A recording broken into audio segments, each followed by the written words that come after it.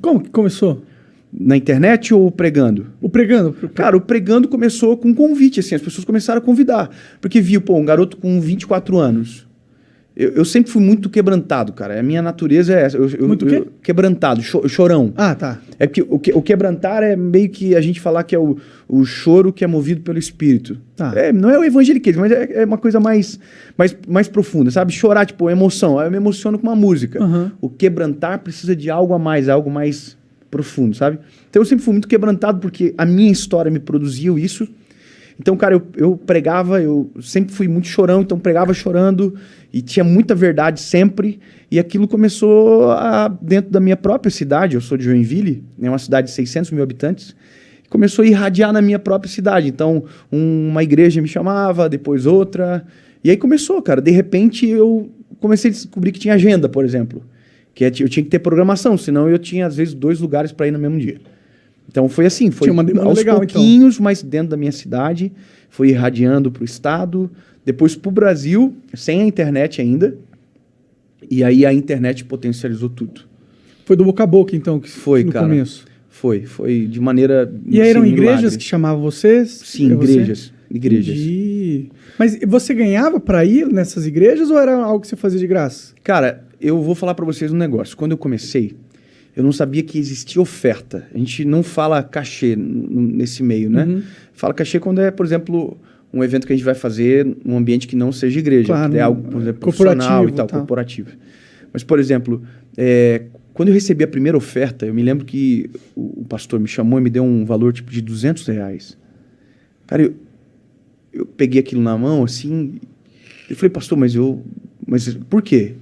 Não, porque você veio aqui e tal, e a gente quer te abençoar. E aí, cara, eu me lembro que eu fui para casa chorando no carro com a minha esposa, porque era uma resposta de Deus para mim, para uma provisão que a gente precisava. Então eu não comecei por isso. Mas depois, quando a gente começou a viajar, aí a gente começou a receber ofertas, porque tem todos os custos, tal, as passagens aéreas, e aquilo virou a nossa vida, virou o nosso trabalho. Quem decide a oferta? É a igreja? Ou como que é? Como que funciona isso? Cara, hoje, então eu vou falar de hoje para ficar mais claro. Hoje eu não falo mais de oferta faz muito tempo. Entendi. Então hoje quando eu vou na igreja, e eu vou explicar por quê. Porque eu sou um evangelista. Então hoje eu quase não faço conferências de igreja.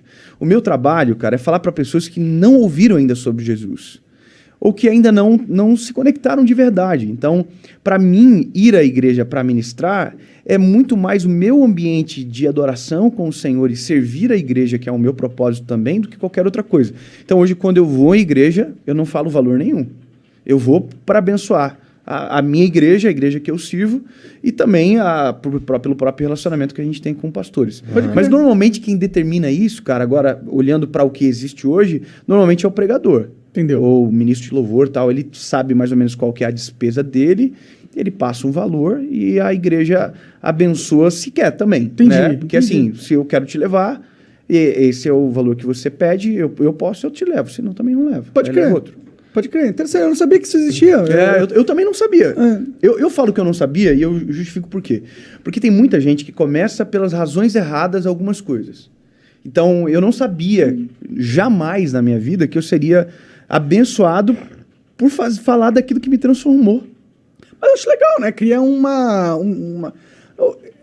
eu ia usar a palavra errada, mas cria uma dinâmica onde as pessoas são incentivadas a é que existe um pouco de polêmica em volta disso, sabe? Existe polêmica, por exemplo. Tem gente que vai falar de graça recebeis, de graça dá, né? Mas a Bíblia fala que o obreiro ele é digno do seu salário, isso é o trabalho dele, né?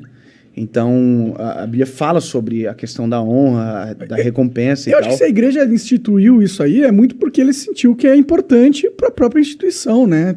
Fomentar esse grupo de... Tem os dois lados, cara, tem os dois lados. Tem o lado extremo do cara que suga a igreja, e isso é mal, entendeu? Ele tá com finalidades diversas da original.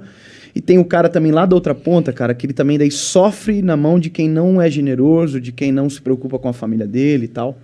Então, são dois extremos. Então, o equilíbrio eu acho extremamente saudável. O problema é que às vezes só vai para os extremos, por isso que gera polêmica também, sabe? Entendi. Bom, e tu tem outras fontes de renda, por exemplo, você escreve, né? Tu Sim. é um... Hoje em dia, eu imagino que... Tu evangeliza, assim, quando você diz que tem vezes que você não vai evangelizar ou falar de Jesus numa igreja, você vai falar pra quem não conhece e tal. Geralmente esse cara não tá dentro da igreja. Onde é que esse cara tá? Cara, então, esse foi a bênção da internet. A internet, você entra em todos os lugares, em qualquer lugar, na verdade, né?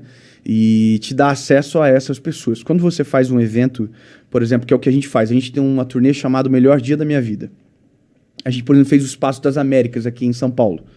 É um lugar que é neutro. Então, um cara que às vezes ele tem um pouco de preconceito com a igreja, mas ele quer ouvir sobre Jesus, porque ele sabe que ele precisa de algo, ele vai nesse lugar.